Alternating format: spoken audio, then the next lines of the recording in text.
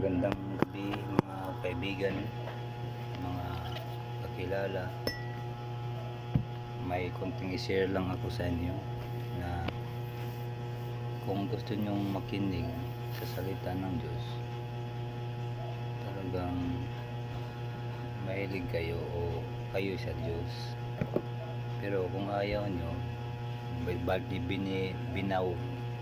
binaliwala ninyo itong salita na to, parang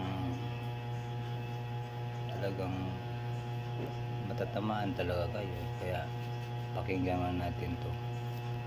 Pahinatnan ng mga tao na ayaw makinig sa salita ng Diyos. Basahin natin yung 8:47 ng Juan. Ang sa Diyos ay nakikinig ng mga salita ng Diyos.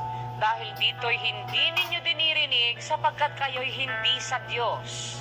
Yung mga ayaw makinig, hindi sa Diyos yun. Kanino mapupunta yun? Sa 44. Kayo'y sa inyong amang dyablo, at ang mga nasa ng inyong ama ang ibig ninyong gawin. Siya'y isang mamamatay tao buhat pa ng una, at hindi nananatili sa katotohanan, sapagkat walang katotohanan sa kanya. Pagka nagsasalita siya ng kasinungalingan, ay nagsasalita siya ng saga ng kanya, sapagkat siya isang sinungaling at ama nito. Ayun, yung mga hindi nakikinig na salita ng Diyos, nagiging kay Satanas yun. Kasi ang sa Diyos, ang wika ng Panginoong Jesus, ay nakikinig ng mga salita ng Diyos. Dahil dito, hindi ninyo dinirinig, sabi niya sa mga Hudyo, sapagkat kayo hindi sa Diyos, kayo'y sa inyong amang dyablo, sabi ng Biblia. So, sa demonyo pala yun. Ano mangyayari sa kanila sa katapusan? Basahin natin ang Kawikaan 1:24. Sapagkat ako'y tumawag at kayo'y tumanggi. Aking iniunat ang aking kamay at walang makinig. Kundi inyong iniuwi sa wala ang buo kong payo, at hindi ninyo inibig ang aking saway. Ako naman ay tatawa sa kaarawan ng inyong kasakunaan. Ako'y manuluya pagka ang inyong takot ay dumarating. Pagka ang inyong takot ay dumarating na parang bagyo, at ang inyong kasakunaan ay dumarating na parang ipo-ipo.